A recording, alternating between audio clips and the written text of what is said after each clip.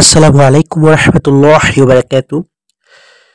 ইনশাআল্লাহ আপনাদের মাঝে একটা গুরুত্বপূর্ণ ৫ ওয়াক্ত নামাজ যেভাবে এলো, এটা অবশ্যই আপনাদের জানা দরকার। ৫ ওয়াক্ত নামাজ কিভাবে আসলো, এটা অবশ্যই আপনাদের জানা দরকার এবং সঠিক নিয়মে সঠিকভাবে পরিকল্পনা করতে হবে। তো চলুন আমরা দেরি করি না। তবে যাবার আগে আমার চ্যানেলকে যারা সাবস্ক্রাইব করেনি তারা অবশ্যই আমার চ্যানেলকে সাবস্ক্রাইব করে দিবেন। তাহলে অবশ্যই নতুন আপনারা ভিডিও পেয়ে যাবেন। তো চলুন দেরি করি না। নামাজ বলতে আমরা আল্লাহর উদ্দেশ্যে নিজেদের সমর ও সমর্পণকে বুঝি। প্রত্যেক মুসলমানের জন্য দিনে ৫ ওয়াক্ত নামাজ পড়া ফরজ ও আবশ্যক কর্তব্য। এই ৫ ওয়াক্ত নামাজ হলো ফজর, জোহর, আসর, মাগরিব ও ইশা। ৫ ওয়াক্ত নামাজ কেমন করে আমাদের জন্য এলো সে সে কথা বুখারী শরীফে বর্ণনা করা হয়েছে। হযরত আবু জার রাদিয়াল্লাহু তাআলা হতে ও বরাতে একটি হাদিসে বলা হয়েছে, তিনি রাসূল পাক সাল্লাল্লাহু আলাইহি ওয়াসাল্লাম থেকে বর্ণনা করেন যে তিনি বলেছেন, আমি মক্কায় থাকা অবস্থায় আমার ঘরে ছাদ খুলে দেওয়া হলো। তারপর জিবরাইল আলাইহিস সালাম এসে আমার বক্ষ বিদর্ণ করলেন আর জমজমের পানি দিয়ে ধুলেন। এরপর হিকমত ও ঈমানে ভর্তি একটি সোনার পাত্রতে এসে আমার বুকের মধ্যে ঢেলে দিয়ে বন্ধ করে দিলেন। অতঃপর হাত ধরে আমাকে দুনিয়ার আকাশের দিকে নিয়ে চললেন।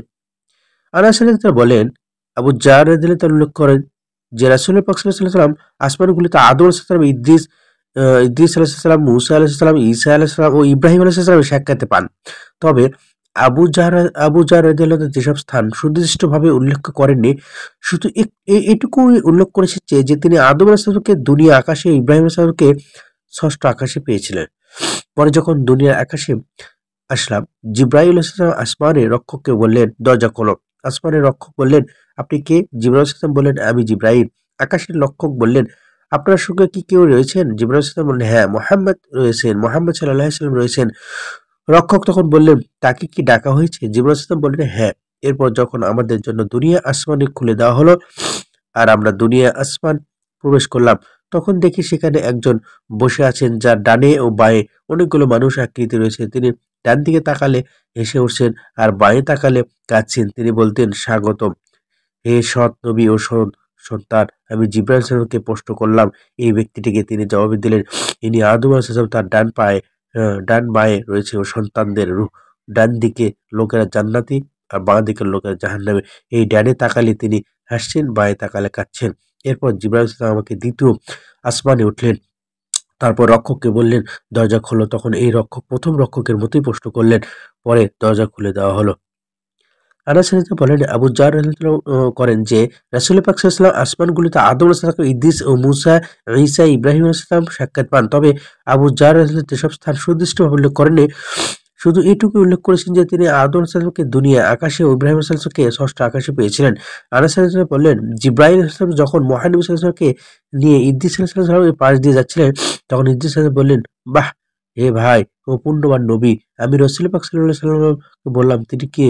জিবরাইল সাহেব বললেন, ইনি হচ্ছেন ইদ্রিস আলাইহিস সালাম।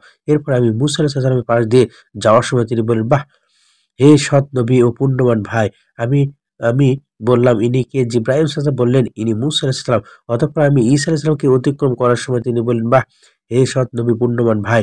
আমি প্রশ্ন করলাম, তিনি কে? জিবরাইল সাহেব বললেন, ইনি ঈসা আলাইহিস সালাম। তারপর আমি ইব্রাহিম সালামকে পেরিয়ে যাওয়ার সময় তিনি বললেন, বাহ, হে পুণ্যবান নবী ও পুণ্যবান সন্তান। আমি বললাম, ইনি কে? জিবরাইল সাহেব বললেন, ইনি ইব্রাহিম আলাইহিস সালাম। ইবনে শিহাব বলেন, ইবনে হাজম রাদিয়াল্লাহু আমাকে বলেছেন যে ইবনে আব্বাস ও আবু হাব্বা আল আনসারী উভয় বলতেন, নবী করিম সাল্লাল্লাহু আলাইহি বলেছেন, এরপর আমাকে আরো আরো উপরে নিয়ে যাওয়া হলো। এমন এক সমতলে স্থানে নিয়ে যাওয়া হলো, সেখানে আমি লেখার শব্দ শুনতে পেলাম। ইবনে হাজব ও আনাস ইবনে মালিক রাদিয়াল্লাহু বলেছেন যে রাসূল পাক সাল্লাল্লাহু আলাইহি বলেছেন, তারপর আল্লাহ আমার উম্মতের উপর 50 ওয়াক্ত নামাজ ফরজ করে দিলেন। আমি সেটা নিয়ে ফিরে আসি। মূসা আলাইহিস সালামকে পার হওয়ার সময় তিনি বললেন, আল্লাহ আপনার উম্মতের উপর কি ফরজ করেছেন? আমি বললাম, 5 ওয়াক্ত নামাজ ফরজ করেছেন। তিনি বললেন, আপনি আপনার পালনকর্তার কাছে ফিরে যান। আপনার উম্মত তো এতটা পালন করতে পারবে না। আমি তখন ফিরে গেলাম। আল্লাহ তাআলা কিছুটা কমিয়ে দিলেন। আমি মূসা আলাইহিস সালামকে পার হওয়ার সময় বললাম, কিছুটা অংশ আল্লাহ কমিয়ে দিয়েছেন। তিনি বললেন, আপনি আবার আপনার রবের কাছে ফিরে যান, কারণ আপনার উম্মত এইটুকু আদায় করতে পারবে না। আমি ফিরে গেলাম। তখন আর কিছু অংশ কমিয়ে দেওয়া হলো। আবারও মূসা আলাইহিস সালামের কাছে গেলাম। এবারও তিনি বললেন, আপনি আবার আপনার প্রতিপালকের কাছে চলে যান, কারণ আপনার উম্মত এত আদায় করতে পারবে না। তখন আমি আবার গেলাম। তখন আল্লাহ বললেন, এই ৫টি পূর্ণ হিসাবে ৫ বলে পূর্ণ হবে। আমার কথার কোনো রদবদল হয় না।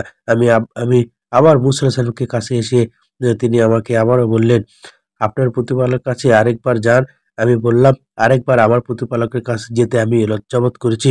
তখন জিবরাইল আলাইহিস সালাম আমাকে সিদরাতুল মুনতাহা পর্যন্ত নিয়ে গেলেন। সে সময় সেটি নানা রঙে রঞ্জিত ছিল। আমি এই তাৎপর্য সম্পর্কে অবগত ছিলাম না। সুবহানাল্লাহ, সুবহানাল্লাহ।